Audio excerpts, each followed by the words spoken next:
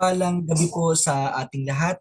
Sa pagsisimula po ng ating gawain, humingi po tayo ng direksyon at humingi po tayo ng gabay mula po sa Espiritu ng Diyos na siyang tunay nating patnubay at guro sa mga oras na ito. Ama naming Diyos, nagpapasalamat po kami sa ganitong klase ng pagkakataon na makapag-aaral muli kami ng iyong mga salita. At sa pagbubulay namin, Ama, ibigay mo po yung kaliwanagan na nagmumula sa Espiritu mo, Panginoon. Lord, ang mensahe mo lamang ang aming marinig, yung gusto mo lamang ituro, hindi po yung karunungang nagmumula sa amin, hindi po yung gusto namin sabihin, kundi yung gusto mong ipaunawa, Panginoon, sa iyong mga anak. Maging pagpapala ito sa lahat ng makakapakinig. At ano man ang kakulahan, Panginoon, sa aming mga maririnig. Lord, ikaw yung mangungusap sa puso ng bawat isa sa pamamagitan, Panginoon, ng mga salita na aming napakinggan. Dalangin namin ito, Ama, sa pangalan ni Kristo Jesus, ang aming kinikilalang Panginoon, tagapagligtas at anak ng Diyos na buhay. Amen. At tulad po ng narinig na natin, ang paksa po natin ngayong gabi ay sesentro pa din sa seryeng Remembering God's Promises. And this time, we're gonna focus our attention on this promise of God. And what is this promise? I give you the authority to trample on serpents and scorpions. No? Hinango po yung ating paksa sa isang bersikulo po mula po sa banal na kasulatan. Matatagpuan po natin ito sa Aklat ng Lucas, Kabanata 10, talata 11. At ganito po ang ating mababasa. Binigyan ko kayo ng kapangyarihang tapakan ang mga ahas at mga alakdan at daigin ang lahat ng kapangyarihan ng kaaway at walang makakapanakit sa inyo. Praise the Lord. No, praise the name of Jesus. So, this promise is a promise po na hindi po nagmula sa mga tao. Ito po ay isang pangako, no, na ibinigay sa atin ng Panginoong Hesukristo. And who is Jesus Christ? No? Jesus Christ is a well-known promise keeper.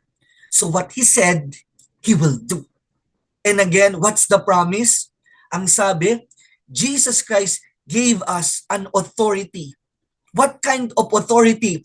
To trample on snakes and scorpions. Mga kapatid, kung aaralin po natin mabuti, no, parang hindi madali. No? Hindi po madali na paano mong tatapakan yung ahas at saka po yung alakdan. No, alam natin na yung ahas at alakdan ay kapwa po kapag ka po tayo ay natuklaw, no, pwede po itong maging dahilan ng ating kamatayan, no?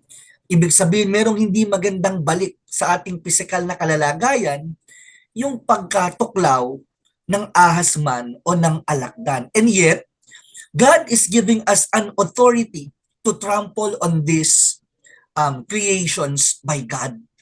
No? Kumbaga parang imposible, pero ang sabi ng Diyos, binigyan kita ng karapatan, binigyan kita ng kapangyarihan para tapakan mo ang mga yan. No, hindi po ito literal. No, hindi yung pag nakakita tayo ng ahas, no. Binigyan ako ng kapangyarihan ng Diyos. No? Nakakita ka ng ulupong, tinapakan mo, natuklaw ka, patay kang bata ka. Hindi po ito literal. Pero there is a particular passage also from the Bible, no, makikita natin from the life of Apostle Paul, no. There was this incident pagkatapos po nila na lumubog yung kanilang barkong sinasakyan, napunta sila sa isang isla. At sa islang yon habang sila ay nagpapatuyo, no, malapit dun sa may apoy, no, ang si Apostol Pablo, no, pumalupot sa kanyang kamay yung isang makamandag na ahas. At ang sabi ng mga nakakita, mamamatay ang taong ito. Pero sa biyaya po ng Panginoong Hesus, no po, nakita natin, ipinagpaglang ni Apostol Pablo ang ahas, no? At walang anumang masamang nangyari kay Apostol Pablo. Why? Because we were given by God this wonderful authority to trample on snakes and scorpions. Mamaya, ano ba yung snakes and scorpions na tinuturo sa atin ng banal na kasulatan? Alam niyo po, we will have a hint, no, on the succeeding phrases, no po. Ang sabi, binibigyan tayo ng Diyos na kapangyarihang tapakan ang mga ahas at mga alakdan at daigin ang alin? Ang lahat ng kapangyarihan ng kaaway. Mga kapatid, sino pa ba yung kaaway na tinutukoy dito? Hindi po ito yung kapitbahay natin. At lalong hindi po ito yung kapamilya natin. Sino po yung kaaway na tinutukoy dito? Wala pong iba kundi ang diablong si Satanas. Ang sabi, binigyan tayo, listen to me, children of God. Kaya ko po sinabi kaninang wonderful authority kasi ang sabi, binigyan tayo ng otoridad ng Diyos na daigin ang alin. Totoo pong may kapangyarihan ang kaaway. No? Hindi na po yan questionable sa atin. We are all aware of that. No, that the devil has his power as well. No, pero ang sabi ng salita ng Diyos, no, this is a wonderful promise coming from a wonderful God. And what is the promise? Na daigin ang lahat ng kapangyarihan ng kaaway na hindi makakapanaig sino man, no, hindi pa makakapanig sino man sa sino man sa atin ang kaaway. Bakit? Sapagkat binigyan tayo ng otoridad ng Diyos na daigin ang lahat ng kanyang kapangyarihan. And praise the Lord. Ano po ang sabi? At walang makakapanakit sa inyo. God is giving us an assurance that no matter what we are going through in this life, no, hindi po yung sinabi rito na walang makakapanakit na we will never experience pain. Pero ang sinasabi, no one can hurt us. Walang makapananakit sa anak ng Diyos. We always have this special protection coming from God. And if even napasok po tayo sa isang sitwasyon na parang sa tingin natin nalagay tayo sa balag ng alanganin, nabigo tayo, nasaktan tayo. Alam nyo, ito po yung wonderful truth no, na pwede nating laging tandaan, lagi nating pwedeng panghawakan. That even po doon sa mga hindi magagandang sitwasyon at pagkakataon ng buhay natin, God can do something beautiful. God can produce a better, no, and a much nicer situation, no? Mula po dun sa sinasabi natin na hindi magandang sitwasyon na kinapapalooban natin. We just always have to remind ourselves of His promise. Kaya nga po ang pangako, kaya nga po yung paksa natin, remembering God's promises. At isa po sa mga pangako ng Diyos, kung ikaw ay kanyang anak, no?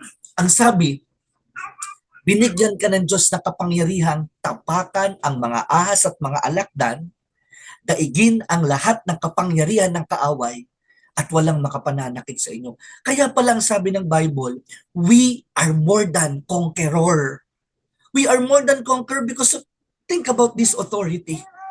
No? It was not given to all.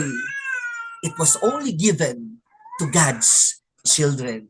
You and I are God's children. And so, with that, no, ano po ang dapat lang natin laging alalahanin? May dinadaanan man tayong pagsubok sa ating buhay, hindi tayo magugupo ng pagsubok sapagkat may pangako, walang makapananakit sa inyo. Sino mang magtangka, ano po ang sabi ng salita ng Diyos? Meron kang divine protection coming from God. It will not prosper. It will not prosper because God will always protect you. No? Iniingatan ka ng Ama, iniingatan ka ng Anak, iniingatan ka ng Espiritu Santo, kaya hindi ka madadaig ng kapangyarihan, ng lahat ng kapangyarihan ng kaaway. Praise the Lord. Praise the name of Jesus. Ano po ang magandang dapat nating ilagay sa ating isip? Napakahalaga po na alalahanin mo lagi kung sino ang Panginoon sa iyong buhay. That God is a sovereign God. No? Ano po yung ibig sabihin na God is a sovereign God? Magagawa ng Diyos ang anumang kanyang ibigin sapagkat ang kanyang kapangyarihan ay walang limitasyon, walang pasimula, walang katapusan, at walang hanggan. At higit sa lahat, we always need to bear this in our mind. No? Walang katapusan ng kapangyarihan ng Diyos. Kung paanong walang pasimula, wala itong katapusan at walang hindi magagawa ang Diyos. And by putting that in our mind, we will now have a confidence that no matter what will happen to us, no, we always have this protection, we always have this provision that will come from God. Kaya hindi po tayo, we will never be neglected, we will never be abandoned. Kasi God is all powerful to take care of His children. Napakamakapangyarihan ng Diyos para alagaan ang kanyang mga anak. Kaya kaya niyang tupadin ang kanyang pangakong hindi kita iiwan ni pababayaan man. Sapagkat ang Diyos ay makapangyarihang Diyos. Walang makahihigit sa kapangyarihan ng Diyos. No? At dahil walang makahihigit sa kapangyarihan ng Diyos, ano po? Dahil walang makahihigit sa kanyang kapangyarihan, ano po yung implication nito? Kung wala pong makahihigit sa kapangyarihan ng Diyos, ibig sabihin, walang makadadaig Sabi nga po, katulad ng sinabi kanina, nakapangyarihan ng kaaway sa mga anak ng Diyos. Ano po ang sabi sa Mateo 28 verses 18 to 20? No?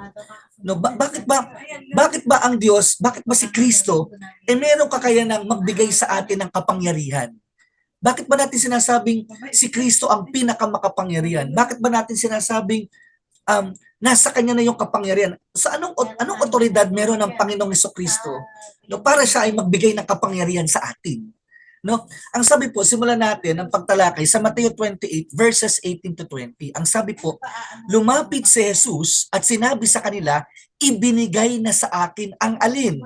Ang lahat ng kapangyarihan sa langit at sa lupa. Kaya't humayo kayo, gawin niyong alagad ko ang mga tao sa lahat ng mga bansa. Kaya nga po importante, no, alam natin kung sino yung lalapitan natin. Dapat doon tayo lalapit sa merong otoridad. Dapat doon tayo lalapit sa may kapangyarihan. Di po ba parang ganito sa sanlibutan? Pag humahanap ka po ng padrino, halimbawa sa trabaho, humahanap ka po ng padrino, sa maraming pagkakataon madalas humahanap tayo ng padrino at pag sinabi nating padrino, nasa poder. Pag sinabi natin nasa poder, may kapangyarihan. No, pag sinabi nating may kapangyarihan, meron siyang kayang gawin na hindi mo kayang gawin. No? In the same manner, in the context of spirituality, yung padrino na nag-iisang pwede mong lapitan, si Kristo. Bakit po ang Panginoong Hesukristo? Sapagkat sa kanya ibinigay ng Diyos ang kapangyarihan sa langit man o sa lupa man. Hindi po sa ibang pangalan. Wala na pong ibang pangalan. Pangalang Hesukristo lamang. Kaya nga po itinuturo ng Diyos, kanino tayo lalapit? Kahit po halimbawa si Mama Mary, there was an occasion or instance naubusan ng alak dun sa isang kasalan sa Canaan. Ano po ang sabi niya? Sundin ninyo ang ipinag-uutos ng anak ko. No? Sa kanya lumapit, pero ang itinuro niya na sundin ang utos, hindi yung utos niya, kundi yung utos ng kanyang anak. Bakit? Nire-recognize ni Mary, wala siyang authority. Alam niya that all authorities emanate from the Lord Jesus Christ. Ang Panginoong Hesus ang may kapangyarihan. Sa Kanya ibinigay ng Diyos ang lahat ng alam nating kapangyarihan sa langit man o sa lupa man. Amen po ba? Ano pa po ang sabi? Basahin natin. Efeso chapter 1 verse 22. At ang lahat ng mga bagay ay pinasuko niya sa ilalim ng kanyang mga paa. Sino po ba yung niya na tinutukoy ng sulat ni Apostol Pablo sa mga taga-Epeso? Ang Panginoong Hesukristo pa rin po. At siyang pinagkaloobang maging pangulo ng lahat ng mga bagay sa iglesia. Si Kristo po ang inilagay na ulo ng iglesia sapagkat sa Kanya ibinigay ng Diyos ang lahat ng kapangyarihan. Kaya nga po anong sabi? Ang lahat ng mga bagay ay pinasuko niya sa ilalim ng kanyang mga paa. Alam niyo po, kahit halimbawa sa konteksto ng kulturang Pilipino, pag tinatapakan ka, you will not allow all people to trample on you. And kahit naman sino yan, hindi mo hahayaan na natapakan ka. Pero alam niyo po, sa senaryong kahit nga po yung salitang tinatapakan pag sinabing may tinatapakan ko o nantatapak ka, ibig sabihin yung nantatapak, siya yung may authority, kaya siya yung nakakatapak. Amen po ba? At yung tinatapakan, yun yung less powerful, kaya siya natatapakan. Ano po ang sabi sa Efeso 1:22? Ang lahat ng mga bagay ay pinasuko niya sa ilalim ng kanyang mga paa. Ibig sabihin, lahat ng mga bagay ay nasa ilalim na ng kontrol at kapangyarihan ng ating Panginoong Hesukristo. Kaya siya ang inilagay na ulo ng iglesia. Ano pa po ang sabi? Tingnan natin sa 1 Korinto, Kabanata 15, talata 27. Ganito ang sinasabi ng kasulatan. Ang lahat ng bagay, ano po ang sabi, ay lubusang ipinailalim ng Diyos sa kanyang kapangyarihan. Sino po yung tinutukoy na kanya dito, kanyang kapangyarihan? Si Kristo, ang ating Panginoong Hesus. At ano po ang sabi? Ang lahat ng bagay, wala na. Kumbaga parang walang exemption. Lahat ng bagay ay ano daw po? Hindi lang ipinailalim ng Diyos, lubusang ipinailalim ng Diyos sa kanyang kapangyarihan. Ibig sabihin, Jesus is in full control. Kumbaga parang walang hindi walang hindi alam ng Panginoong Hesukristo, walang hindi kayang ipatupad ng Panginoong Hesukristo, sapagkat ang lahat, no, ay lubusang ipinailalim ng Diyos sa kanyang kapangyarihan. Kaya mga kapatid, kung minsan po, ako po, maging sa personal na karanasan, pag magulo buhay natin, ibig sabihin, hindi fully nakasurrender ang buhay natin kay Kristo. Kasi po mga kapatid, kapag yan ay lubusang ipinailalim natin sa Diyos, magkakaroon po yan ng kaayusan. Pero bayaan niyo pong ipagpatuloy ko muna ang pagbasa. Ano ang sabi? Ngunit sa salitang lahat ng bagay, ito wag nating kakalimutan, maliwanag na hindi kasama rito ang Diyos na siyang naglagay ng lahat ng bagay sa ilalim ng kapangyarihan ni Kristo.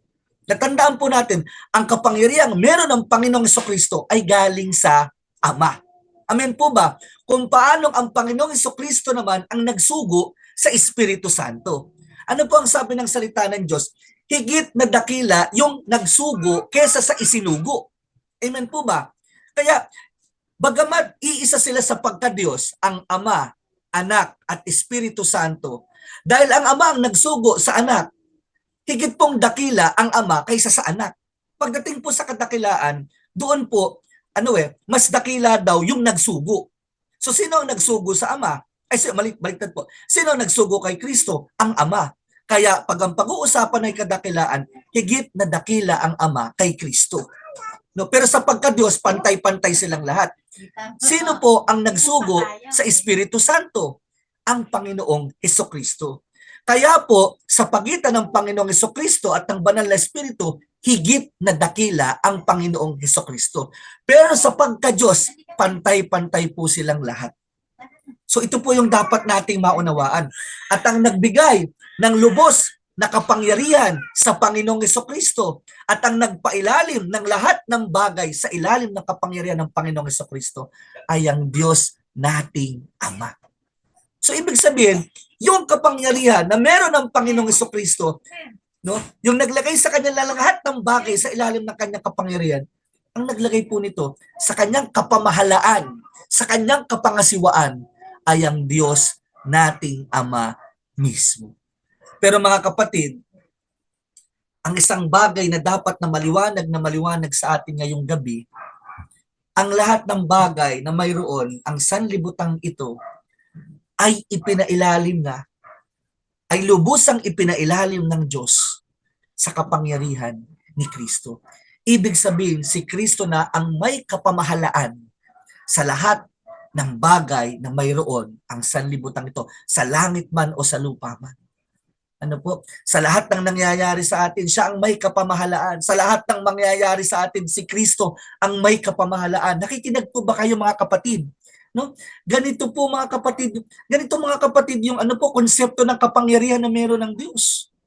Na yung kapangyarihan na yon, pinasuko na niya ang lahat ng bagay sa ilalim ng kapangyarihan ni Kristo.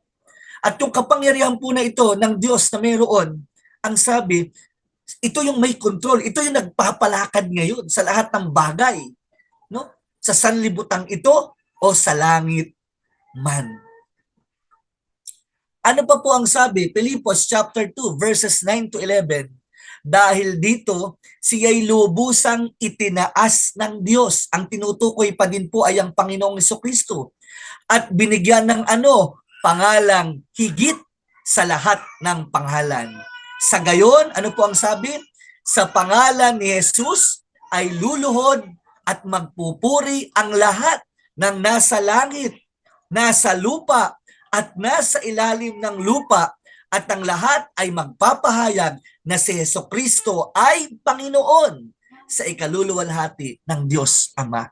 Mga kapatid, mula po sa sulat na ito ni Apostol Pablo sa mga taga-Pilipos, maliwanag na kanino ang buong kapamahalaan, na kanino ang buong kapangyarihan sa langit man, sa lupa man, sa ilalim man ng lupa.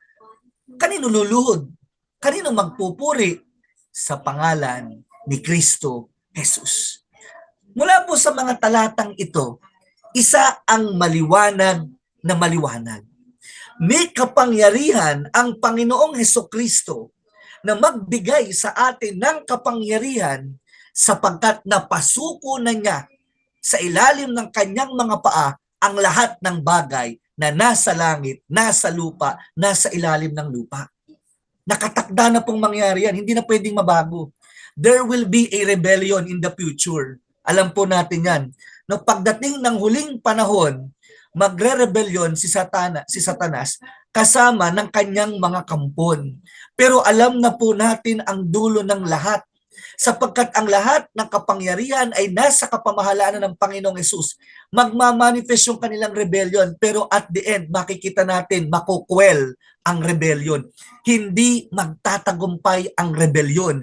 Ito ay mauuwi sa tuluyang pagkawasak ng mga kampon ni Satanas. Si Satanas at ang kanyang kampon ay ganap ng pupugnawin ng Diyos pagdating ng panahon. Ganap na pasusukuin ng Diyos ang lahat ng bagay sa langit, sa lupa, o sa ilaliman ng lupa. At mga kapatid, ito po ay naghihintay na lamang ng ano po naghihintay na lamang po ito ng naghihintay na lang ito na kumbaga sa project implementation. Naghihintay na lang ito ng kaganapan, pero nakatakda na itong mangyari at wala nang makapagbabago pa ng pangyayaring ito. Ngayon, mga kapatid, anong gustong ituro sa atin ng Diyos?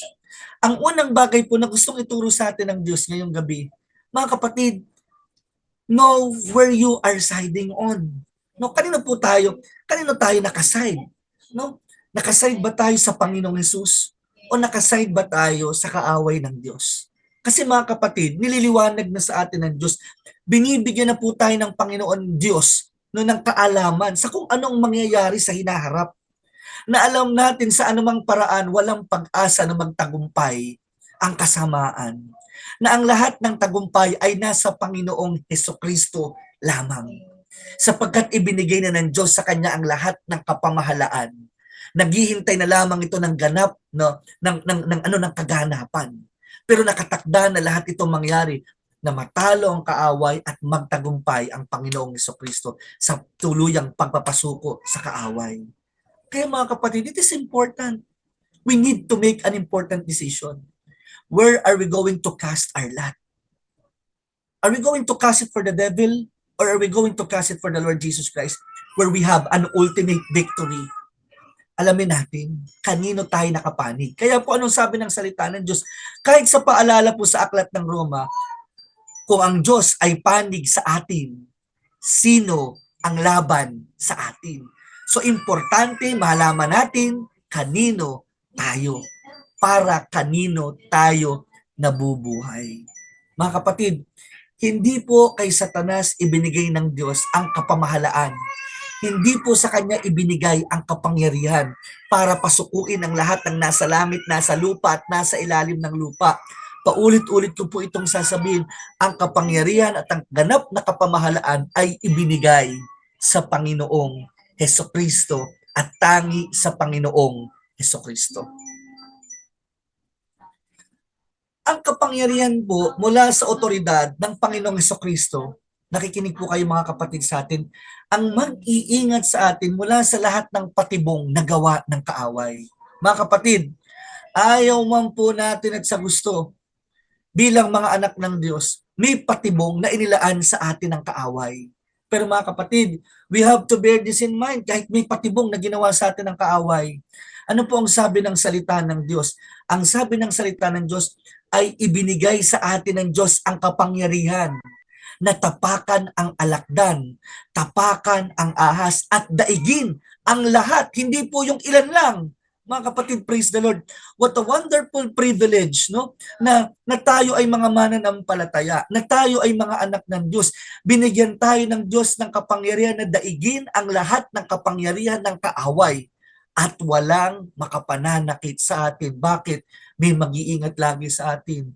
Mula sa lahat ng patibong na inihanda ng kaaway, sino ang mag-iingat? Si Jesus sa pamamagitan ng Espiritu ng Diyos. Tuturuan na tayo ng Espiritu ng Diyos sa yung mga kilos at gawa natin na hindi naayon sa kalooban ng Diyos na maaaring magdala sa atin sa kapahamakan, itutuwid tayo ng Diyos. At hindi rin pababayaan ng Diyos ang mga palaso at patibong na inihanda sa atin ng kaaway, sapagkat ang Diyos mismo, kung makikinig tayo lagi sa kanyang mga salita, ang tiyak na mag-iingat sa atin mula sa lahat ng lalang at gawa ng kaaway laban sa atin. Tandaan po ninyo anong sabi ng Diyos. Uulitin ko mga kapatid ang kanyang mga pangako. Binigyan tayo ng Diyos na daigin ang lahat ng kapangyarihan ng kaaway, walang makapananakit sa atin, at higit sa lahat, sabi pwedeng tapakan, maging ahas man o alakdan. Hindi, katulad nga po ng sinasabi ko kanina, hindi mo literal na tatapakan ng ahas at alakdan. Ano po ba ang ahas at alakdan? Nagdadala ng kamatayan. Ano ba nagdadala ng kamatayan, mga kapatid? Sabi sa Roma 6:23, ang kabayaran ng kasalanan ay kamatayan. Kaya nga mga kapatid, sa pakikipag-isa natin kay Kristo, hindi po ba patuloy na binabago ng Diyos ang buhay natin. Ano pong patuloy na binabago ng Diyos ang buhay natin? Para tayong isang proyekto. Hindi man tayo nababago sa isang gabi o sa isang araw, pero sa patuloy nating pakikipag-isa kay Kristo, patuloy na binabago ng Diyos ang ating puso, patuloy na binabago ng Diyos ang ating isip. Halimbawa, kahit po ako noon, di ba? May mga barkada ka na hindi magdadala sa iyo sa kabutihan. May mga barkada ka na kumbaga parang sa halip na dalahin ka sa pagsunod sa kalooban ng Diyos, kabaligtaran, mga kapatid, ang Diyos na po ang gumagawa ng paraan, no, para malayo tayo sa mga tao na maglalayo sa atin sa Panginoon. Yun po yung ibig sabihin ng tapakan. Kumbaga parang and at the same time, pwede nating tapakan yung alakdan at saka yung amas kasi may kapangyarihan din sila Ano yung kapangyarihan po nila? Magdala ng kamatayan kapag ka po pag ikaw ay natuklaw, no? Halimbawa, o lupong, pwede kang mapatay niyan. So may kapangyarihan sa buhay. Pero praise the Lord, ang mga nakipag-isa kay Kristo, anong sabi ng salita ng Diyos? Wala nang kapangyarihan sa atin ng kamatayan. Ang namamatay lang po sa atin mga kapatid ay yung ating katawan pero hindi ang ating espiritu.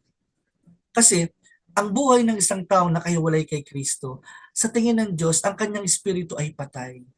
Pero nung nakipag-isa tayo kay Kristo, dahil si Kristo na ang nakikita sa atin ng Diyos Ama, nakikita niya ang nabubuhay sa atin, hindi na tayo si Kristo. Kaya tayo nagkamit ng kapatawaran Hindi dahil naman mabait tayo Hindi dahil gumagawa tayo ng mabuti. Ang paggawa po ng mabuti ay hindi po magdadala ng kaligtasan. Ang pagdala ng mabuti ay konsekwensya, dulot ng pagiging ligtas. Bakit ba tayo naging ligtas? Dahil sa pananampalatayang si Kristo ang Panginoon, si Kristo ang tagapagligtas, at si Kristo ang anak ng Diyos na buhay. Yung yun pong ganap na alam niyo ito yan di ba? Ano sabi? Ipinailalim na ang lahat ng bagay ng nasa langit, nasa lupa, nasa ilalim ng lupa kay Kristo. Kaya po anong dapat nating gawin? Roma 8:28. Ang Diyos ay gumagawang kasama ang mga nagmamahal sa Kanya. Ang mga tinawag niya ayon sa Kanyang panukala para sa kanilang ikabubuti. So ito pala, ipinailalim na ng Diyos ang lahat ng bagay sa Kanyang kapangyarihan. Why will you resist? Anong sinasabi ng salita ng Diyos? Isuko mo na ang buhay mo kay Kristo. Yun po ang sinasabi ng Diyos na ang ibig sabihin ang ibig sabihin po sa kontekstong ito na pinag-aaralan natin ngayon, ibig sabihin ng pagpapailalim sa kapangyarihan ni Kristo. Ibig sabihin pagsusuko ng buhay kay Kristo. Hindi na mahalaga ngayon anong nararamdaman mo, anong iniisip mo, kundi mas mahalaga ngayon ano yung gusto ba ng Diyos na ipagawa sa iyo. Yun po ang mas mahalaga. Anong kalooban ng Diyos? Anong tinuturo ng Diyos? Hindi na ano iniisip mo, ano ang nararamdaman mo, hindi. Kaya sabi, ang mga nakipag-isa kay Kristo, unti-unti nang namamatay sa kanilang sarili. Ano po ang nabubuhay? Ang nabubuhay na si Kristo, ang Diyos na kanilang pinaglilingkuran. Marami pong mga bagay na hindi naman natin dati ginagawa dahil hindi natin gusto. Bagamat alam natin yun ang kalooban ng Diyos. Pero bakit ngayon? Unti-unti nating nagagawa kasi hindi na tayo ang nabubuhay sa ating sarili. Si Kristo na ang nabubuhay sa ating sarili. At ano po ang kayang gawin ng kapangyarihan mula sa otoridad ni Kristo? Tignan po natin Simulan po natin doon sa kwento po na tumawid po ang alagad ng mga lawa at nauna yung mga alagad at sumunod lamang ay di po pala, yung nasa bangka ang Panginoong Kristo at natutulog. No? Mga kapatid, di ba ano po ang sabi? Binigyan tayo ng kapangyarihan ng Panginoong Kristo kasi may authority siya para magbigay ng kapangyarihan Nakikinig kayo? At yung kapangyarihan po na yun, inuulit ko, ay daigin ang lahat na kapangyarihan ng kaaway, walang makapananakit sa iyo, at pwede mong tapakan at kapangyarihan para tapakan ang mga ahas at mga alakdan. Tingnan po natin dito kung gaano ka makapangyarihan at kung anong kayang gawing pag-iingat sa atin ng Panginoong Jesucristo sa pamamagitan ng mga kwentong ito na natala sa banal na kasulatan. Simulan natin yung natutulog ang Panginoong Hesus sa kasama ng mga alagad, lulan sila ng bangka, at tinahampas ng malakas na hangin at alon ang bangka. At ang mga alagad ay hindi magkamayaw kung anong gagawin nila, no? Sa paglilimas, sa takot kasi baka lumubog ang bangkang kanilang sinasakyan. At dahil punong-puno po sila ng takot, ginising nila ang Panginoong Jesucristo mula sa pagkakatulog nito. At sinabing, Panginoon, lulubog na po tayo. Ano po ang sabi ng Panginoong Jesucristo? Alam niyo, ito po yung maganda bagamat may pagdududa, bagamat may takot, no? May takot itong mga alagad. Alam nila kung kanino sila lalapit. Alam nila kung kanino sila tatawag. Sino po ang ginising nila? Tinawag nila ang Panginoong Hesukristo. At ano po ang ginawa ng Panginoong Hesukristo? Hangin, tumahimik ka. Dagat, pumayapa ka. At alam niyo po, manghang-mangha ang mga alagad ng Panginoong Hesukristo. Sabi nila, sino kaya ang taong ito na maging ang hangin at tubig ay kanyang napapasunod? Mga kapatid, sino po nakilala nyo na pinakamakapangyarihang tao ngayon sa mundo?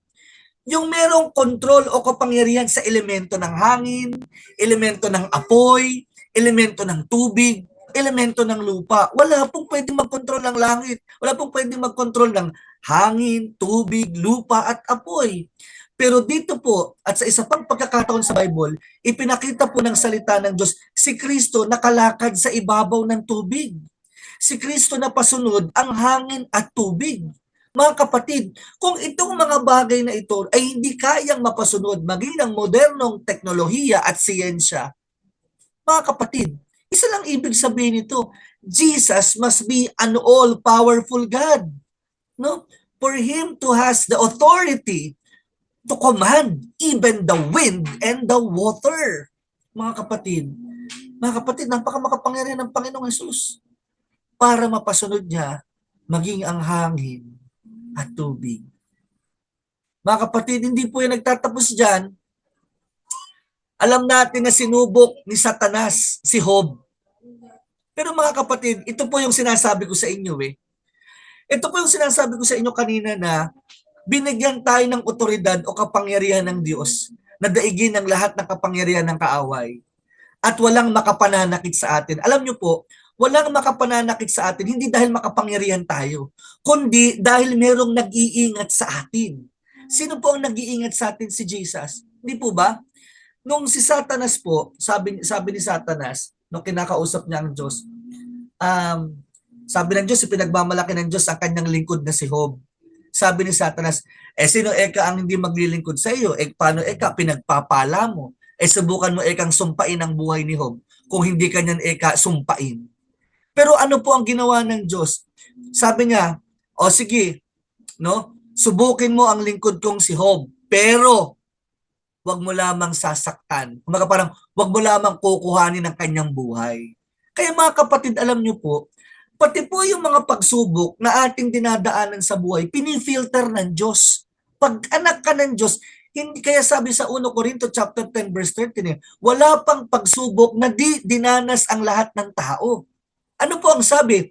Tapat ang Diyos at hindi niya kayo tapat ang Diyos at hindi niya ipahihintulot na kayo'y subukin. Kasi hindi po ang Diyos ang nagbibigay ng pagsubok, yung kaaway, si Satanas. Kaya ang sabi nung verse na yon, mula po sa chapter na yun ng Bible, at hindi ipahihintulot ng Diyos na kayo'y subukin nang higit sa inyong makakaya. Ibig sabihin, pinifilter ng Diyos. No? Ang ipahihintulot lang ng Diyos na pagsubok mula sa kaaway ay yung pagsubok na kaya nating pagtagumpayan. At ano pa ang pangako ng Diyos?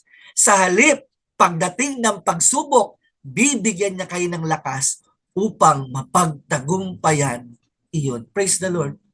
Walang pagkatalo eh. Una, hindi ipahihintulot ng Diyos na may dumating sa ating pagsubok na hindi natin kaya. Yung ibinibigay ng Diyos na pagsubok, kaya lang din natin. Pangalawa, may pangako pa. Pag dumating yung pagsubok, merong lakas. Kaya nga po mga kapatid, totoo yun eh. Not by might, nor by power, but by my spirit, saith the Lord. Hindi tayo nagtatagumpay sa buhay dahil sa pagsisikap lang natin.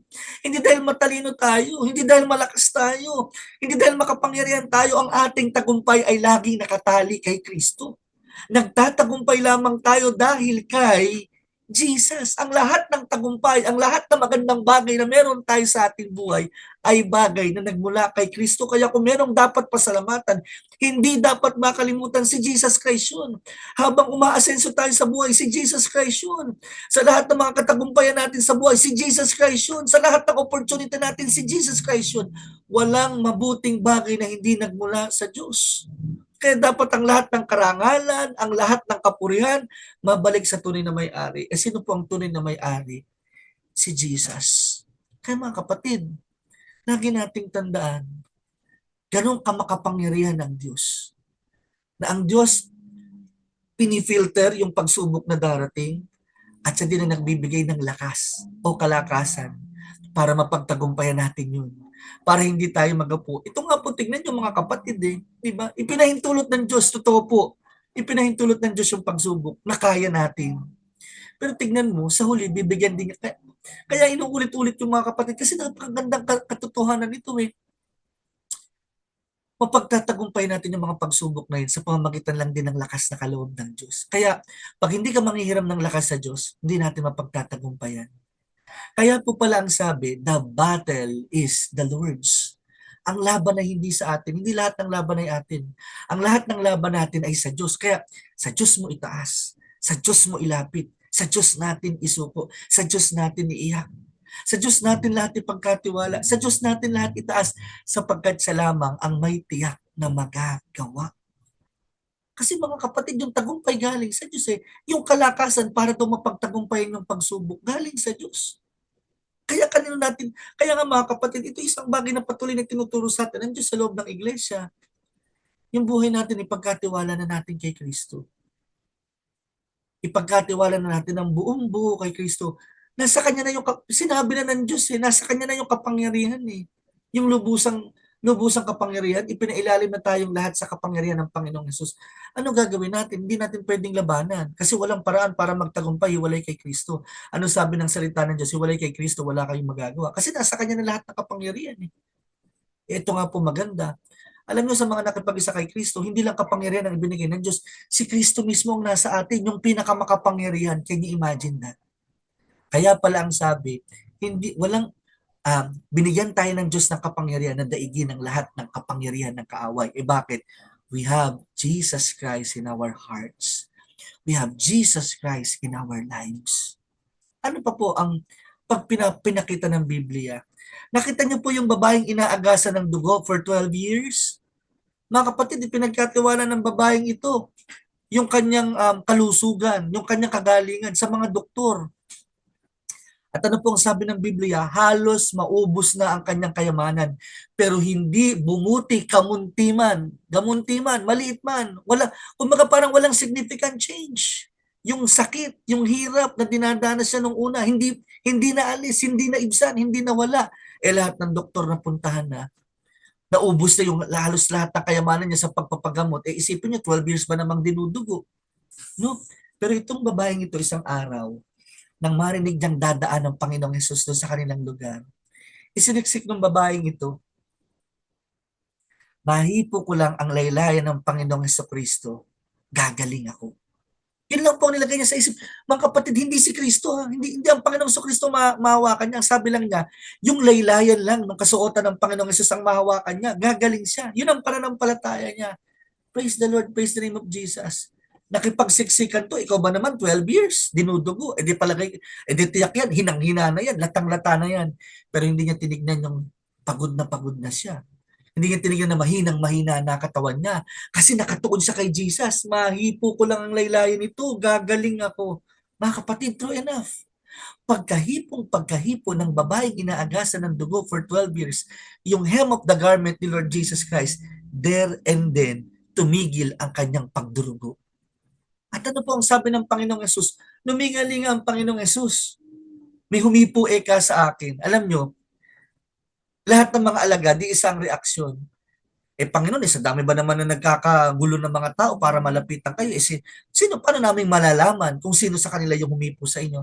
Alam niyo po kung bakit sinabi ng Panginoong Yesus?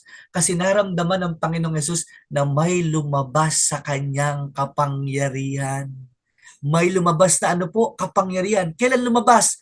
Kailan po ito na-activate nung hinipo nung babae yung kanyang laylayan? Kasi ang sabi ng salita ng Diyos, mangyari ang ayon sa iyong pananampalataya. Sa pananampalataya ng babae, mahipo lang yung laylayan ng Panginoong Yesus, gagaling siya. Kaya there and then, gumaling ang babae. Ano yung lumabas kay Kristo? Kapangyarihan. At ano pong kapangyarihan? Magpagaling. Kanina, kapangyarihan na magbigay ng lakas para mapagtagumpay ng pagsubok. Ngayon naman, kapangyarihan para magpagaling. Meron pa pong isang eksena sa Biblia, dumaan ng Panginoong Yesus. Merong isang bulag, no? Si Bartimeus po. Sigaw ng sigaw si Bartimeus, "Anak ni David, mahabag ka sa akin. Anak ni David, mahabag ka sa akin." Alam niyo po ang ginawa ng Panginoong Yesus. Ano po, tag dito, nang makita niya ang Panginoong Yesus, kahit sa bulag, alam niyo, ito yung lukso ng pananampalataya eh. Yung kanyang balabal, inano niya agad, inayos siya sa kanyang katawan. Tapos, nagmamadaling lumapit kay Jesus. "Anak ni David, mahabag ka sa akin. Jesus, mahabag ka sa akin." And there was also an instance in the Bible, sabi po nung isang bulag na lumalapit sa Panginoong Jesus kasi gusto ng kagalingan, "Lord, kung ibig mo, gagaling ako." Alam niyo po, ito yung maganda eh. Alam naman ng tao na makapangyarihan ng Diyos at walang hindi magagawa ang Diyos. Pero sabi po nung itong Bible character na ito, nakalimutan ko lang, pero ito po ay bulag. No? Sabi po niya, "Kung ibig mo lamang, gagaling ako." So alam niya na kaya ni Jesus Christ na magpagaling. Pero ang duda lang siya, gusto mo ba akong pagalingin? Alam niyo po, simple ang sagot ng Panginoong Jesus. Napakasarap na marinig yun. Sabi ng Lord, "Ibig ko, gumaling ka." Alam niyo, yan po ang Diyos eh. Yun ang ministry ng Diyos, magkamaliman tayo ng paulit-ulit. Hindi tayo iiwanan ng Diyos. At lalong hindi tayo pababayaan ng Diyos. Ang ibig ng Diyos, makabangon tayo sa kung anumang sitwasyon na meron tayo. Kahirapan, sakit at karamdaman, kalungkutan. Gusto ng Panginoon hanguin lagi tayo. Yun po yung ministry ni Jesus. Bakit? Si Kristo ay pag-ibig. Kaya po, anong sabi ng salita ng Diyos? Walang lalapit kay Kristo na kanyang itataboy. Sabi po ng Panginoong Yesus yan. At alam nyo, si Jesus Christ lang yung nagsasabi sa Mateo 11:28, "Lumapit kayo sa akin, kayong lahat na napapagalat, nabibigatan sa inyong pasanin sa buhay. At bibigyan ko kayo ng kapahingahan." You want rest? Pagod na pagod ka na ba? Hirap na hirap ka na ba? Litong-lito ka na ba? Lupay-pay ka na ba sa buhay? May pwede kang lapitan. Talikuran ka man ng lahat, hindi ka tatalikuran ni Jesus. Kaya po alam niyo mga kapatid, kaya pala nasabi ni David, "Lord, kahit isang araw lang, gusto ko kahit dito lang, Panginoon, sa pintuan ng templo mo, kahit kung mga parang hari, di ba? Lord, kahit bantay lang ako dito." Kasi there is something in the presence of Jesus na hindi mo pwedeng matagpuan sa pera, hindi mo pwedeng matagpuan sa kapangyarihan, hindi mo pwedeng matagpuan sa kasikatan, na pwede mo lang matagpuan sa Kanya. Yung kapanatagan, yung kagalakan, yung kapayapaan, kay Kristo lang pwedeng matagpuan.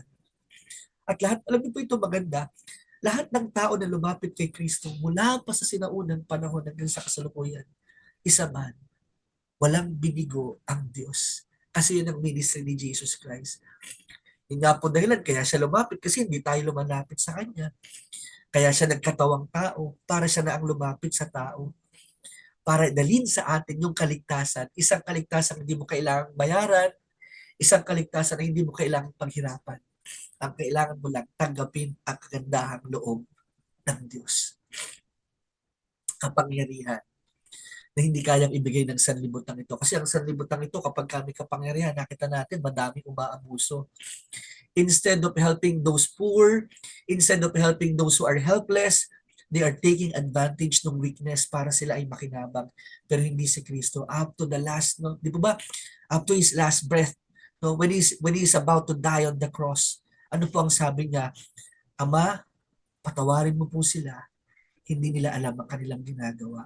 So ito po, alam niyo, ito yung magandang may kapangyarihan. Kaya nga po, the best example or the best model ng pagiging pinuno, si Jesus. Because he has no chance at all para mag-take advantage ng kanyang kapangyarihan. No? Siya ibibigay niya lahat para matiyak niya yung tao, no, ay magkaroon ng buhay na ganap at kasaya-saya. Isa pa pong halimbawa ng kapangyarihan, si Pablo patungo sa Roma. Natatandaan niyo po yung kwento natin minsan. Dito rin po yun sa Midweek Fellowship, di ba? Ano po, lilitisin si Pablo sa Roma. Nakasakay sila sa bangka. Napaginipan na ni Pablo na masisira yung bangka. Pero walang mapapahamak isa man sa kanila. No, at sila ay mapapadpad sa isang isla. Alam niyo po kung bakit po walang ni isa man, no, na napahamak sa mga kasama ni Pablo. Dahil meron pong tinitingnan na isa ang Diyos doon. Si Pablo ang kanyang lingkod naroon. Kaya totoo yung mga kapatid eh. Yung sinasabi ng salita ng Diyos, bibigyan tayo ng kapangyarihan. Walang makapananakit sa atin, kahit po yung pagkalunod, kahit po yung dagat. Huwag ka lang magpapakalunod. Ano? Ito pong sina Pablo, ano ginawa niya? Alam niyo po, nasira yung barko, niloob ng Diyos na masira yung barko, nung mababaw, yung tubig, hindi, yung malapit na po doon sa isla. At alam niyo po, isa man sa kasama ni Pablo, walang namatay. Yan ang pagliligtas. Yan ang kapangyarihan ni Kristo, ang magligtas. Yan ang kapangyarihan ni Kristo, ang tumulong. Yan ang kapangyarihan ni Kristo, ang mag-ingat, ang mangalaga, ang magprotekta. Maging dun po sa kwento ni Propeta Elijah at ang uwak, alam nyo, dito natin makikita kung, alam nyo, walang limitasyon ng kapangyarihan ng Diyos. Naalala nyo po yung kwento ni Elijah, isang tapat na lingkod ng Diyos. Na dumating yung panahon kay Propeta Elijah, napagod na siya. Pinahabol siya ni Jezebel, pinapapatay. Sabi niya, Lord, pagod na ako, kunin mo na buhay ko, ayoko na. Ano ginawa ng Diyos? Hindi naman siya pinatay ng Diyos. O sige, gusto mo na pala mamatay. O sige, akin na yung buhay mo. Hindi po ganun ang ginawa ng Diyos. Kasi nga, God is love. Ano ginawa ng Diyos? Sa kabila ng pinagsasasabi ni Propeta Elijah, na gusto na niyang mamatay kasi pagod na pagod siya, wala na daw siyang kasamang mga propeta, siya na lang daw ang natitirang propeta, lahat daw pinagpapatay na ni Jezebel. No? Ano ginawa ng Diyos sa kanya? Pinatulog siya. At alam niyo po, nung magising siya, may pagkain na. Saan po galing yung pagkain at yung tubig? Yung pagkain po ang nagdadala sa kanya ng pagkain, uwak. Eh mga kapatid, sino makapagsasabi na ang magpapakain sa iyo ay hayop? Ang makapagpapakain sa iyo ay uwak? Eh tanging ang Diyos lang po makagagawa niyan. Bakit? Kasi, tingnan nyo, yun ang pag-iingat ng Diyos. Gusto niyang palakasin yung kanyang propeta si Elijah, hindi lang palakasin ng loob, palakasin yung katawan kasi maglalakbay pa siya ng 40 araw at 40 gabi sa ilang. Eh mga kapatid, eh paano po siya makapaglalakbay kung mahina ang kanyang katawan? Kaya kailangan ng pagkain. Eh ngayon nga po, latang-lata na siya, hirap na siya, pagod na siya. Saan siya kukuha ng pagkain? Alam niyo po, dahil sa kawalang hanggan na kapangyarihan ng Diyos, pati ang mga hayop na uutusan ng Diyos para pakainin ng kanyang lingkod. Yun ang kapangyarihan na meron ang ating Panginoong Jesucristo. Mga kapatid, dumating ang time sa punto na si Esteban po, no? Si Apostol Esteban po ay pinagdadalawang na ng tao kasi pinapangalan niya magandang balita, ay ang mabuting balita, no? At habang ipinapangaral po ng Panginoong Jesucristo ang mabuting balita, ay sorry po, ni Esteban ang mabuting balita, ay nagkaisa ang mga tao. Kumuha sila ng bato at saka po pinagpupukol nung hanggang sa mamatay si Esteban. Pero alam niyo po, bago mamatay si Esteban, ito yan mga kapatid eh, di ba ano po ang sabi? Walang makapananakit sa inyo. Alam niyo po nangyari bago siya mamatay? Nakita niya sa kalangitan ang Panginoong Hesukristo na tila baga sumasalubong sa kanya. Kaya alam niyo po, lahat siguro ng physical na sakit, kasi nakita na niya eh, ang kanyang tagapagligtas. Praise the Lord, ang sumasalubong sa kanya. Kaya alam niyo po, ano sabi niya, bago siya bumagsak, bago siya mamatay, Ama, Panginoon, huwag niyo na po silang papanagutin sa kamatayan ko. Yun po ang kanyang sabi, yun ang kanyang sambit. Huwag niyo na po silang papanagutin sa kamatayan ko. Bakit? Hindi na ano, wala nang galit si ano si Esteban kahit siya pinagbabato. At alam niyo po, yung pain na overcome na ng joy. Bakit po na overcome ang joy? Sinasalubong ka ng iyong Panginoon at tagapagligtas, ang Panginoong Heso Kristo, kapangyarihan, otoridad, no? Sabi po ng banal na kasulatan, maging ang kamatayan ay napagtagumpayan na ni Kristo. Paano pong maging ang kamatayan ay napagtagumpayan na ni Kristo? Mga kapatid, dahil po sa kamatayan at muling pagkabuhay ng Panginoong Hesukristo, maging ang kasalanan, napagtagumpayan na niya. Mga kapatid, kaya nga po ito yan eh.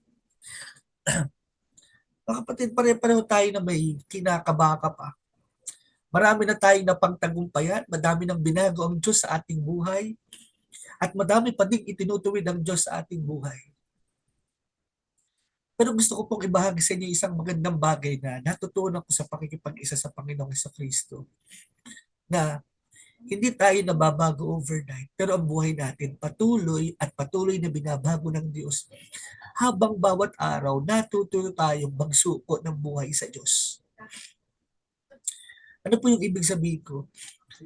Wala pong Kristiyano na nakakilala kay Kristo na nagpapatuloy na magbabad sa kasalanan. Wala pong Kristiyano na nakakilala kay Kristo, mga kapatid, na hindi na bago ang buhay. Kasi po mga kapatid, pag po nakakilala ka na kay Jesus Christ, si Jesus Christ, ang mismo, siya mismo.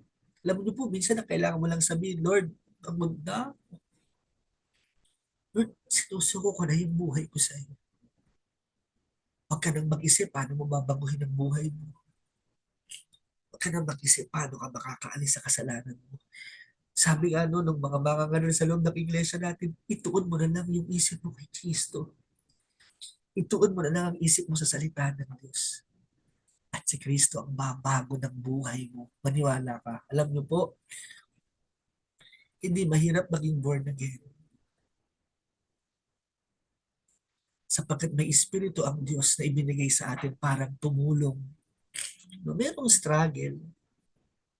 Pero alam niyo po, ang nagpapadali para patuloy tayong mabago, ang espiritu ng Diyos na ibinigay na sa atin ng Panginoong Kristo. Kaya po pala ang sabi niya, sa isang talata sa Biblia, huwag muna kayong umalis sa Jerusalem. Kumbaga parang bago umalis si na Pablo para mangaral, papunta sa mga itil, at saka yung mga alagad. No? Ay, hindi po pala yung mga alagad lang kinakausap dito, hindi pa pala si Pablo. Ano po sabi niya?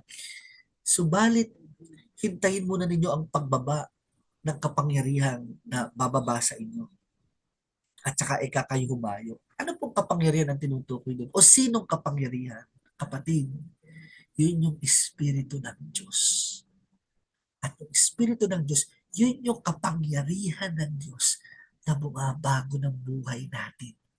Kaya nga importante na tayo ay inspired ng Holy Spirit.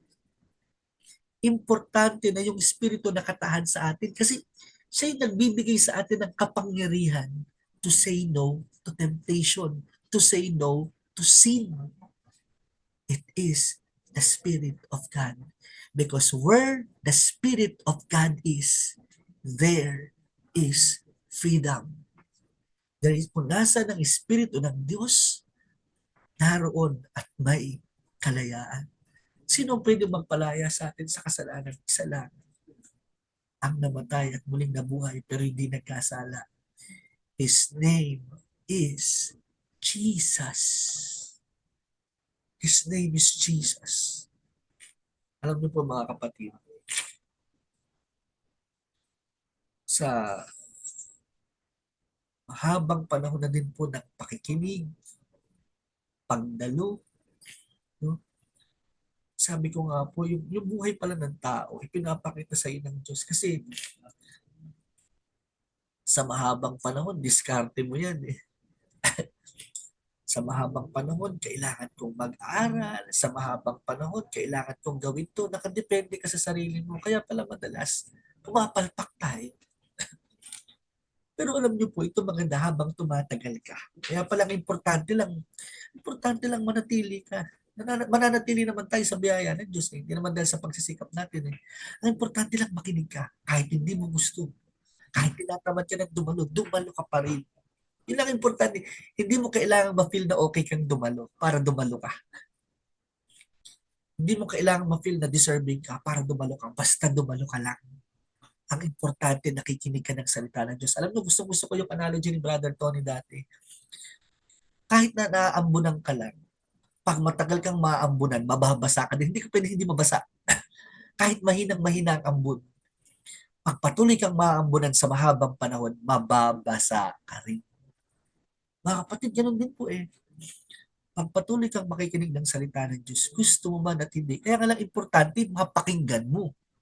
Kasi hindi po pwedeng uma-attend ka, pero hindi mo napapakinggan. Kasi pag hindi mo napapakinggan, ano yung aalalahanin mo? Eh, remembering God's promise nga, eh, wala kang maaalala. Wala ka ding maisa sa buhay. Kaya importante pag dumadalo ka, nakikinig kang mabuti. Kaya nga ang sabi, Roma chapter 10, verse 17, ang pananampalataya ay bunga ng pakikinig. At makakapakinig lamang kung may mga ngaral tungkol kay Kristo. Kaya makinig ka. Ang gusto ng Panginoon, when the gospel is being preached, undivided attention. Tingnan niyo po, di ba? Nung pumasok siya sa tahanan ni Marta at Maria, si Marta maganda din naman ang balak eh. Gusto niya ng magandang pagtanggap sa Panginoong Kristo. Kaya tinatawag niya yung kapatid niya, halika nga Lord, tinan mo kayo kapatid ko, ayaw akong tulungan. Nagsusumbong pa kay Jesus eh. Kasi yung ginagawa niya para kay Jesus Christ eh. Pero alam niyo may isang bagay na tinuro sa kanya si Jesus. Marta, Marta, hindi yan ang kailangan ko. Marta, Marta, abalang-abala ka sa maraming gawain. Ngunit isa lang talaga ang mahalaga. At pinili ni Maria ang lalong mahalaga at hindi ito aalisin sa kanya.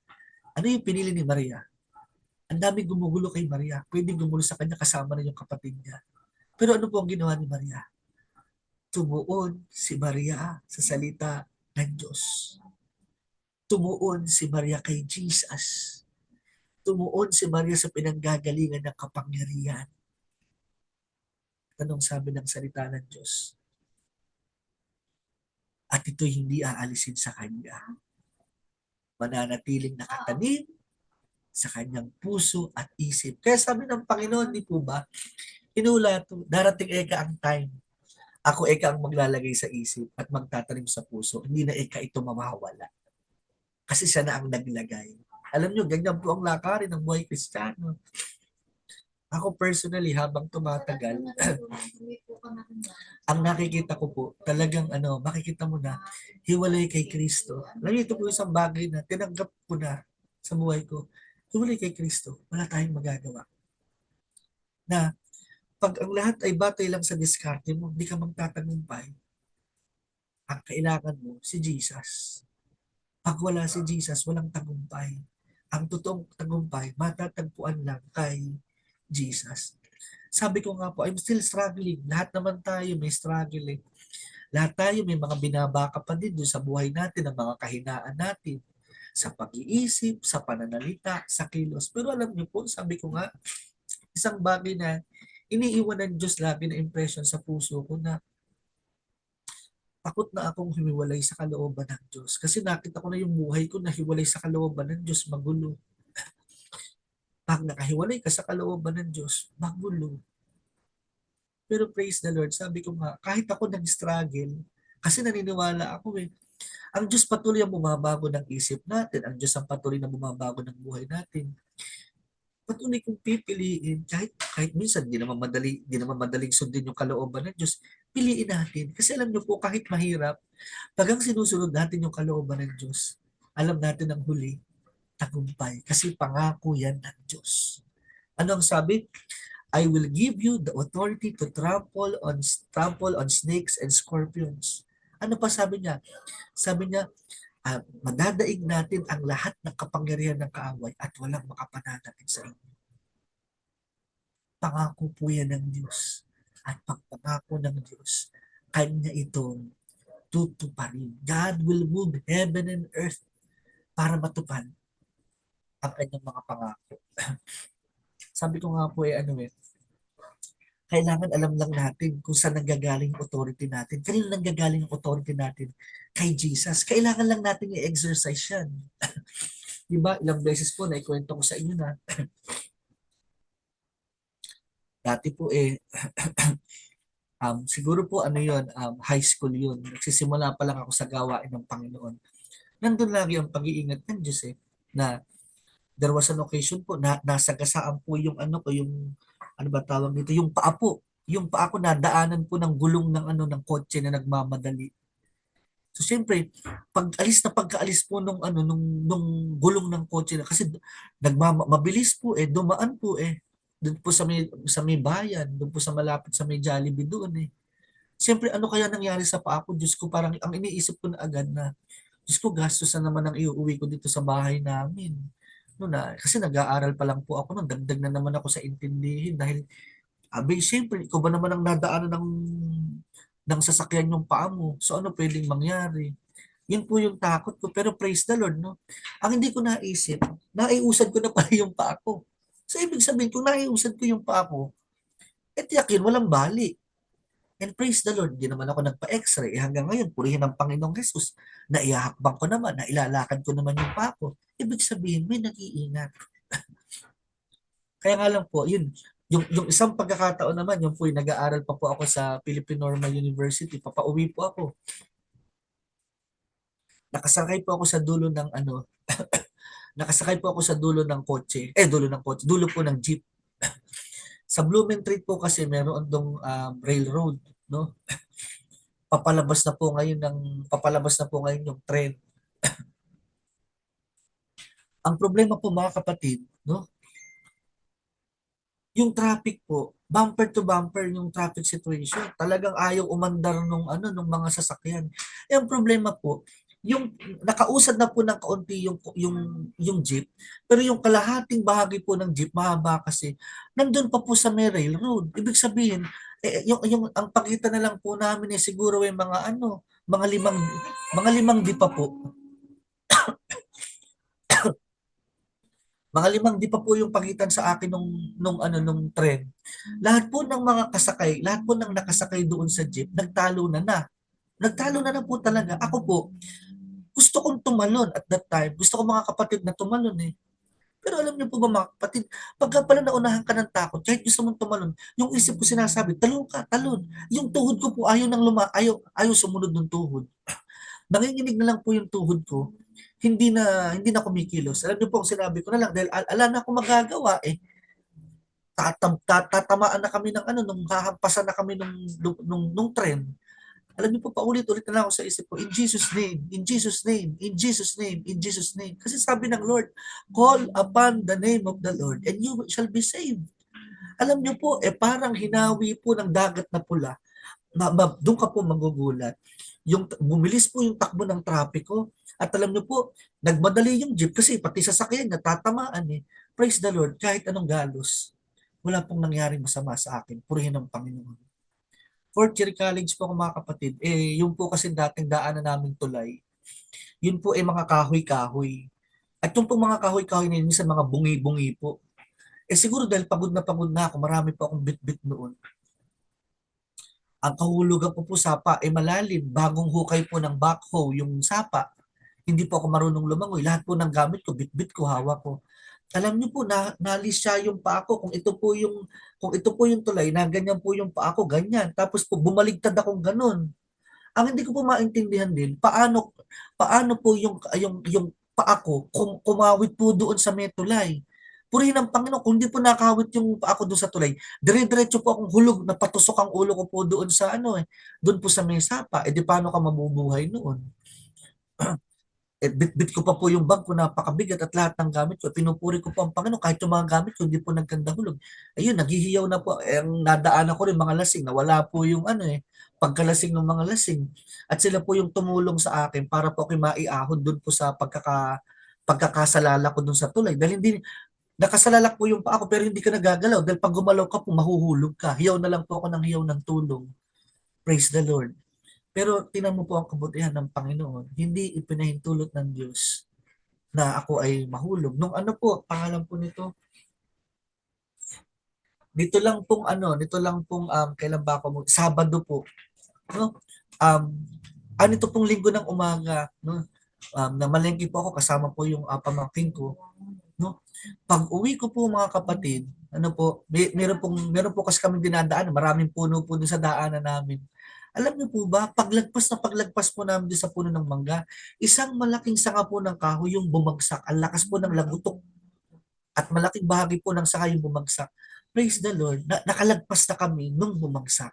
Eh bakit mga kapatid? Yun ang sinasabi ng Diyos, binigyan tayo ng otoridad ng Diyos, may kapangyarihan. Hindi tayo pwedeng daigin ang lahat ng kapangyarihan ng kaaway. Hindi ka masasaktan, sabi ng Panginoon, no, walang makapananakit sa iyo at pwede kang tumapak maging sa mga ahas at alakdan. Mga kapatid, ano po yung gustong ipakita nito? May nag-iingat sa atin. Sino ang nag-iingat po sa atin? Si Jesus. Eh kung iisa-isay ko po yung kwento dito, ano po, dumating din yung time, no? Dahil sa pagtayo po namin sa mga usapin, no? Sa usapin ng unyo, nakasuhan po kami. Praise the Lord. Pero tinatayuan lang po namin yung aming prinsipyo, yung aming pinaniniwalaan. Pero alam niyo mga kapatid, sa isang buong taon po ng pagkasuspindi, hindi ako pinabayaan ng Diyos. Madami na pong pagkakataon sa buhay ko na nakita ko na parang malabo, parang mahirap nang umalis, parang wala nang pag-asa. Pero sa lahat ng pagkakataon na yun, langit-lagi may naghahango sa akin. Sino po yung naghahango sa akin? Si Jesus at mananatiling si Jesus. Dumating po yung time na nagkaroon din ako ng malaking depression. Yung parang, alam niyo po yung pakiramdam na parang gusto mo nang mawala ka. Pagkagising mo sa umaga, gusto mo maggabi na. Paggabi na, gusto mo mag-umaga. Makakatulog ka 2 oras, isip ka lang ng isip. Alam niyo po yan po yung kasagsagan ng yung pagkatapos po ng pagkamatay po ng nanay ko. Hindi ko alam paano ako babangon. Hindi ko alam paano ako magpapatuloy. Pero alam niyo po, yun yung mga panahon na tumigil po ako sa ministry. Tumigil po ako sa paglilingkuran. Ginanap ko po sa sanlibutan, sa pera, ano, doon sa trabaho, sa tao. Ito mga kaligayahan. Pero sabi pala ng Diyos, mali. Ang sabi po pala sa awit 37 verse 4, sa Diyos mo hanapin ang kaligayahan at ang pangarap mo ay iyong makakamtan. So, pag sa Diyos po pala natin hinanap yung kaligayahan natin, at doon lang natin talaga makakamtan yung mga pangarap natin. Kaya nga po, ang pinakamahalaga po na dapat maunawaan natin doon sa paksa natin ngayong hapon na ito, ang sabi po ang lahat ng kapangyarihan ay nasa Panginoong Kristo na. At kasama po na kapangyarihan doon, yung nasa Job 12 verse 10. Ano po yun? Ang sabi po niya, ang Diyos na nagpapalakad sa lahat ng bagay at ang buhay ng bawat tao ay hawak ng kaniyang mga kamay. Ano po ang sabi mga kapatid ng salita ng Diyos? Siya daw po ang may hawak ng ating buhay. Mga kapatid, kahit pala anong gawin nating pagpiglas, ang Diyos ang may hawak ng ating buhay. Anong dapat natin gawin? Roma 8:28. Isuko na natin ang buhay natin sa Diyos. Ipagkatiwala na natin sa Panginoon yung ating buhay. Sa Kanya na natin itaas ang lahat ng bagay na meron tayo sa ating buhay. Maganda, malungkot, mapait, masaya. Offer everything to the Lord Jesus Christ. Kasi siya ang totoo na may control sa ating buhay. Pag tayo po ay kumikilos laban sa kalooban ng Diyos, sa huli tayo ang masasaktan. Kaya nga po ito yung isang magandang katotohanan eh. Mahigit na mahalaga kaysa sa kapangyarihan. Ano po yun? Yun ang pag-ibig ng Diyos. Ano po ang sinasabi ng kanyang mga salita? Tingnan niyo mga kapatid, Roma 8:35 hanggang 39. Sino ang makapaghihiwalay sa atin sa pag-ibig ni Kristo? Ang kabuluhan kaya, ang kapighatian, pag-uusig, pagkagutom, kahirapan, panganib o kamatayan. Ayon sa nasusulat, dahil sa inyo'y buong araw kaming pinapatay, turing nila sa amin ay mga tupang kakatayin lamang. Hindi. Sa lahat ng mga ito,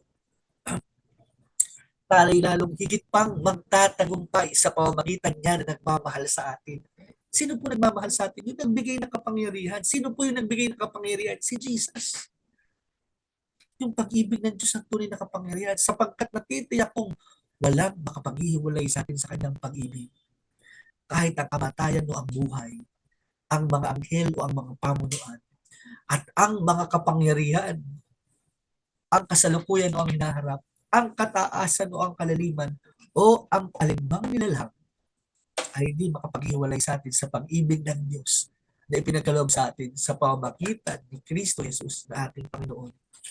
Mga kapatid, tinanggap po natin mga kapatid yung pag-ibig ng Diyos sa pamamagitan ni Jesus. Isang bagay po yung tinuturo sa atin ng Panginoon. Patuloy tayong lumapit kay Jesus. Alam niyo po, Jesus is not just about power, more than power. Jesus is about love. And love is the greatest power. Ang tatlong ito ay mananatili. Ang pananampalataya, ang pag-asa, at ang pag-ibig. Ngunit, ang pinakadakila sa lahat ay ang pag-ibig sapagkat ang Diyos ay pag-ibig. Ito yung tunay na kapangyarihan. Alam niyo po ang tunay na kapangyarihan na nagpapasuko sa lahat ng bagay? Love. Walang hindi magagawa ang pag-ibig. Kaya pala sabi ni Balagtas, ang pag-ibig pag pumasok sa puso ni Numan, hahamakin ng lahat. Masunod ka lamang. Bakit? Ang pag-ibig ay ang Diyos at ang Diyos ay pag-ibig. Kaya mga kapatid, sa diwa pong ito, ano man ang bigat na pinagdadaanan mo, lagi mong alalahanin, may kapangyarihang ibinigay sa iyo ang Diyos para tapakan ang mga ahas at alakdan. Ano yung mga ahas at alakdan? Yan yung mga sagabal para makasunod ka sa kalooban ng Diyos. Yan yung mga nakapagbipabigat ng kalooban mo. Yan yung mga nagpapalungkot sa iyo. Yan yung sumisira ng kalooban mo. Ano pang sabi? At bibigyan kanya na, at bibigyan po niya tayo ng kapangyarihan na hindi kayang daigin ng lahat ng kapangyarihan ng kaaway. At walang makapananakit sa iyo. Kaya nga po sa dulo, ang buhay ng Kristiyano punong-puno ng katagumpayan. Bakit? Dahil may nag-iingat at parating mag-iingat ang binigyan ng Diyos ng lahat ng kapangyarihan at kapamahalaan sa langit, sa lupa at sa ilalim ng lupa. Ang pangalan niya, Jesus. Sa diwa kung ito tayo lumapit sa ating Ama na nasa langit, Ama naming Diyos, nagpapasalamat kami sa gabi ito, Panginoon, sa patuloy mo pong pagsama sa amin, sa aming lakad, sa aming buhay Kristiyano. Lord, sa maraming pagkakataon kami natatakot, nababalisa, nagdududa, kinakabahan, nasisira ang loob, Panginoon. Lord, sa mga panahon na akili namin na hindi kami karapat-dapat, sa mga panahon na hinang-hina kami, Ama, lagi mong ipaalala sa amin na binigyan mo kami ng kapangyarihan para tapakan ng mga ahas at alakdan, kapangyarihan na hindi madadaig ng lahat ng kapangyarihan ng kaaway, at kapangyarihan na nagpoprotekta sa amin para hindi kami masaktan. Lord, yung masaktan, Lord, nasasaktan kami, dumadaan kami doon. Pero ibig sabihin ng masaktan, hindi tuluyang magupo. Dahil sa tulong at biyaya mo, na sa kabila ng mga pagsubok, sa kabila ng mga kabigatan, nandun ang kapanatagan. Nandoon yung, nandoon yung ano, Panginoon, nandoon yung kapayapaan. Ama, patuloy po na inilalapit namin ang aming mga sarili, patuloy mo kaming baguhin, patuloy mo itama ang laman ng aming mga puso, ng aming mga isip, ang aming mga gawa. Patuloy na sa pamamagitan ng aming buhay, makapagbigay kami ng kaluguran sa iyo. At ano man ang nakikita mo pang balakid sa aming puso, sa aming isip, Lord, tulungan mo kami na patuloy na makalakad sa kalooban mo sa mga salita na aming napapakinggan. Turuan mo kami na hindi lang kami maging mga tagapakinig, kundi maging tagapagsabuhay ng iyong mga salita. Ama, pagpalain mo po ang lahat ng mga kapatiran na mayroong pinagdadaanan na mahigpit na pagsubok. Lord, lagi mong ipaalala sa kanila na yung pag-ibig mo hindi nagbabago. At maging pagsubok na ito, hindi makapaghihiwalay sa amin sa pag-ibig mo, Panginoon. Lord, yakapin mo sila at ikaw po ang magbigay ng katugunan sa kanilang mga samo at panalangin. Lord, ano man ang mga samo at panalangin na ito, nakikiisa ako sa mga kapatiran, Panginoon. Hindi, itinataas po namin, Ama, ang lahat ng aming mga mahal sa buhay, ang buong pamunuan ng lingkod, ang lahat ng mga gawain ng lingkod, lalo na po, Panginoon, yung darating po na concert sa araw ng Sabado at yung amin pong family day this coming Sunday. Amang lahat ng ito, itinataas namin sa pangalan ni Kristo Jesus, ang aming Panginoon, ang aming tagapagligtas, ang binigyan mo ng kapangyarihan na, na ipinapailalim sa kanyang lahat ng bagay sa langit, sa lupa, sa ilalim ng lupa. At higit sa lahat, ang Panginoong Jesus na tunay na nagmamahal sa amin. Salamat sa kapahingahan, salamat sa love, peace, and joy na ibinubuhos mo sa bawat pamilya Kristiyano